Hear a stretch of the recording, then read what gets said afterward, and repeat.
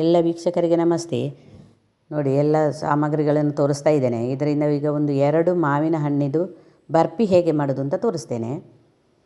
Mixie ಜಾರಿಗೆ ಹಾಕ್ತೇನೆ ಸಿಪ್ಪೆ ತೆಗೆದು. ನಂತರ ತೆಂಗಿನ ತುರಿ ಕೂಡ ಮಿಕ್ಸಿ ಜಾರಿಗೆ ಹಾಕ್ಕೊಳ್ಬೇಕು. ರುಚಿಗೆ ತಕ್ಕಷ್ಟು ಸಕ್ಕರೆ ಕೂಡ ಸೇರಿಸ್ಕೊಳ್ಬೇಕು, ಸಕ್ಕರೆ ಮತ್ತು ತುಪ್ಪ.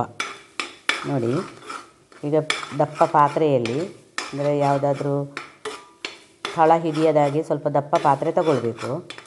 ನಂತರ ಹೀಗೆ ನಾವು ಸರಿಯಾಗಿ ಮಿಕ್ಸ್ ಮಾಡ್ಕೊಳ್ಬೇಕು. ಈಗಲೇ ಒಳ್ಳೆ ಮಾವಿನ ಹಣ್ಣಿನ ಪರಿಮಳ ಬರ್ತಾ ಉಂಟು. ನಂತರ ಇದಕ್ಕೆ ಸ್ವಲ್ಪ ತುಪ್ಪ ಸೇರಿಸ್ಕೊಳ್ಬೇಕು.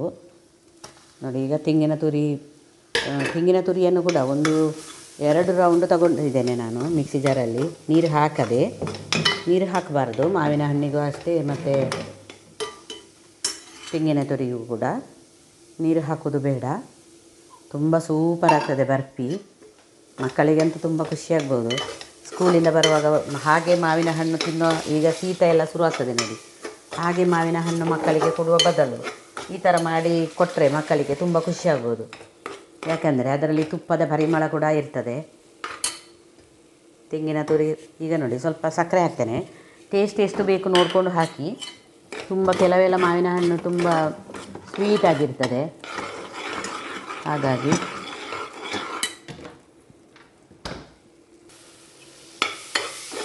ತುಂಬ ಸ್ವೀಟ್ ಆದರೆ ಕೆಲವರಿಗೆ ಆಗೋದಿಲ್ಲ. ಹಾಗಾಗಿ ಸಕ್ಕರೆ ನೋಡಿಕೊಂಡು ಹಾಕಿ. ಪುನಃ ಸ್ವಲ್ಪ ಈಗ ನಾನು ತುಪ್ಪ ಹಾಕ್ತೇನೆ. ಜಾಸ್ತಿ ಏನು ತುಪ್ಪ ಬೇಡ, 2 ಸ್ಪೂನು ತುಪ್ಪ ಸಾಕು. 2 ಸ್ಪೂನು ತುಪ್ಪ ಸಾಕಾಗ್ತದೆ, ಜಾಸ್ತಿ ಬೇಡ. ನಾನೀಗ ಸಣ್ಣ 2 ಮಾವಿನ ಹಣ್ಣಿದ್ದು ಮಾಡಿದ್ದು.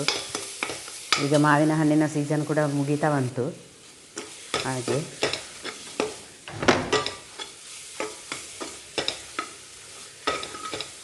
ಮೊನ್ನೆ ವಿಡಿಯೋದಲ್ಲಿ ನಾನು ಮಾವಿನ ಹಣ್ಣಿನ ಶೀರ ಹೇಗೆ ಮಾಡೋದು ಅಂತ ತೋರಿಸಿದ್ದೇನೆ.